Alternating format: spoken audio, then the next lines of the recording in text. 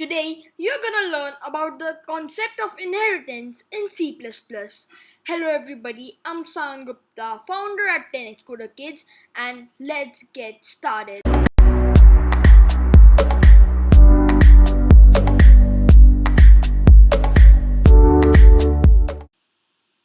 Okay, so let's get started. We group the inheritance concept into two categories. One is the derived class and the other is the base class. The base class is the class from which other classes can inherit, whereas the derived class is the class from which will inherit from other classes. Inheritance is basically giving access to one class's properties to another. So not access, but for example, if I have a car class that is inheriting from the vehicle class, that means that I'm bringing all the public and protected properties and methods in my car class. So now those are part of my car class also. So if I have something that I want to use in common, and so I have vehicle class in which I have brand and honk. I need for the car class also. So instead of redefining these, I can just inherit from the vehicle class. So now these properties and methods will come in the car class, so I will not have to rewrite them, and it is pretty it makes my code cleaner and it is a lot better. So you'll see the advantages later. So now let's go on a code example. We are including IOStream. We are using namespace standard, right? Next we have a class vehicle, which is public, right? In which we are defining public properties and methods. We are defining a public brand property that its value is Ford, and we are defining a public method honk that will show toot. Next, we have a car class that is inheriting from the vehicle class by the colon syntax.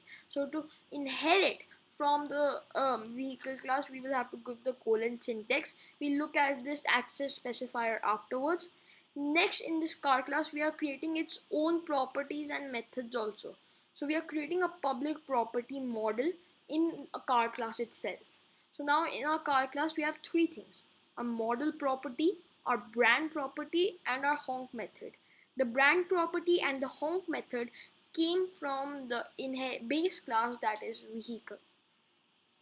Then in our main method, we are creating an object of a car class. We are calling the honk method, right? So now it will show us toot as it is part of the car class. Next, we are printing mycar.brand, that is Ford, plus mycar.model with a space. So that is Mustang. So we'll see Ford Mustang, and then we'll just return 0 and end the method. So you'll see first toot, and next we are seeing Ford Mustang. Pretty cool, very cool. So let's comment this and let's move on. Next, we have multi-level inheritance. Over here, we have one parent class, right? And then a child is inheriting from that parent class.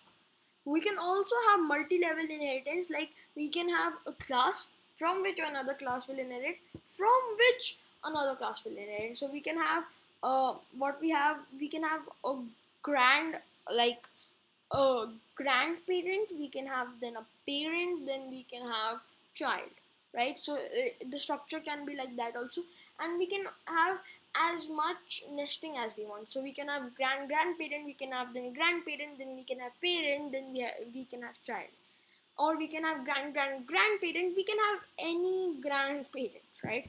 So you can do as much multi-level inheritance as you want to. So let's see an example over here.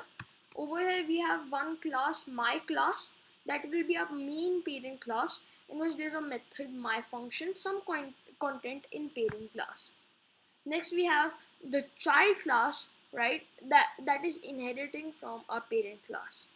Then we have a grandchild class that is inheriting from our child class. So that is what I said. So now what was happening? From my class, the my function came in my child, and from my child, the my function came in my grandchild also. So if I create an object of my grandchild, in that there is this my function, so we are able to call it, and it will show us some content in parent class.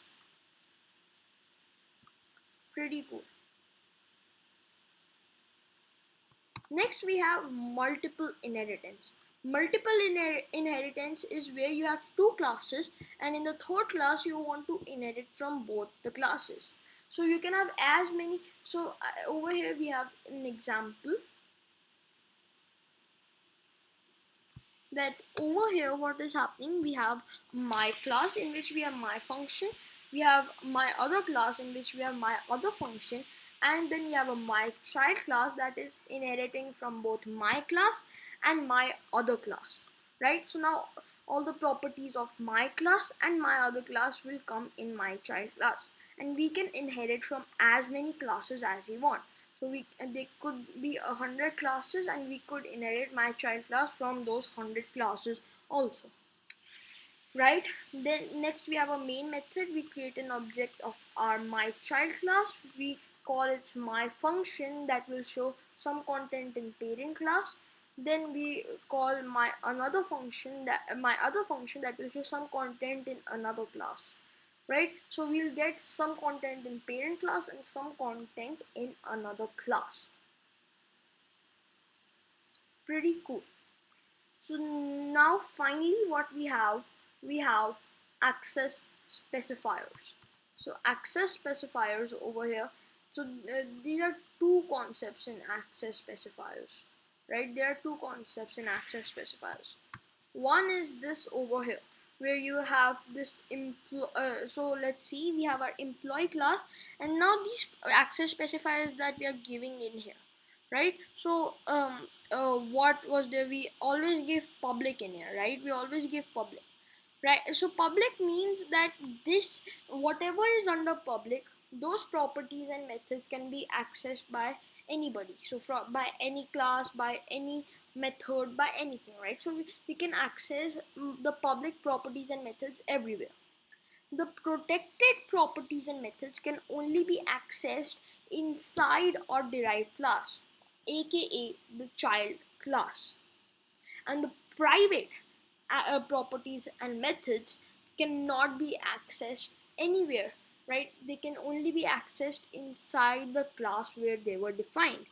For example, if I create a private property in employee, no other class or method can access that private property. Only employee can use that private property, right? So we have three things: public, protected, and private.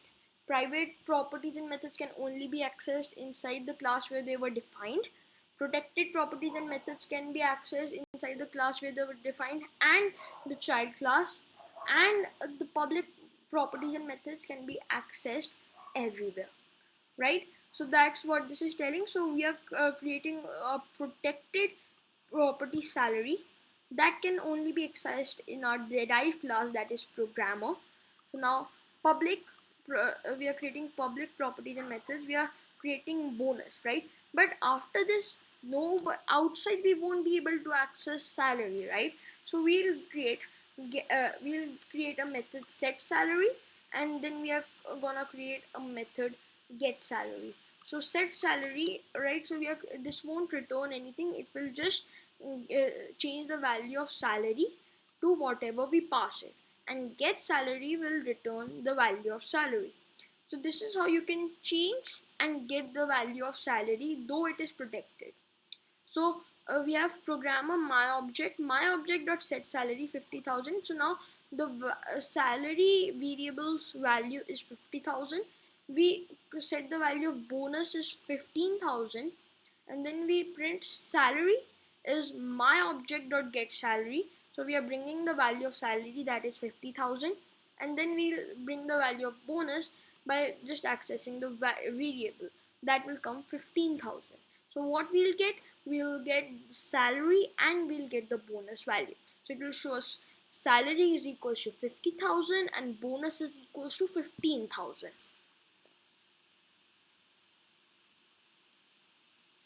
right? Pretty cool. There's another thing about access specifiers that you need to see.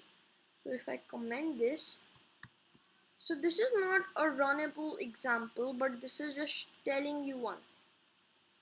Okay, so I told you, okay, yeah. So now I told you that these public, over here we are giving this access specifier when inheriting. What is this doing? We have a class X in which we have public property A, protected property B, and private property C. Then we have a class Y that is inheriting from X, but we have given public over here. So what happens when we give public over here? All the public properties and methods in X will remain public for class Y.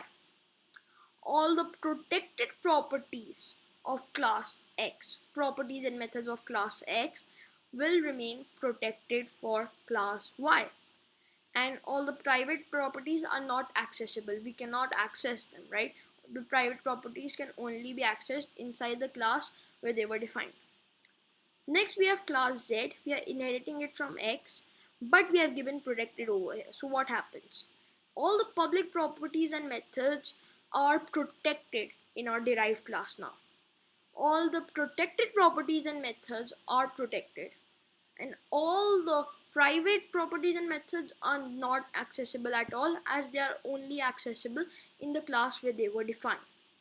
Finally, we have class T, that is also inheriting from X, but we have given private. So now the public properties and methods will be private for this. They will come in this, but they will be accessible only in this class, nowhere else. All the protected properties and methods will be private for this class, and all the private properties and methods are not accessible to this class, so they will not come in here, right? So this was it, guys, for this inheritance video. I hope you guys liked the video. If you did, please don't forget to smash the like button and share this video with as many people as you can. Thank you guys. Bye. Stay safe, stay healthy, and keep watching my videos.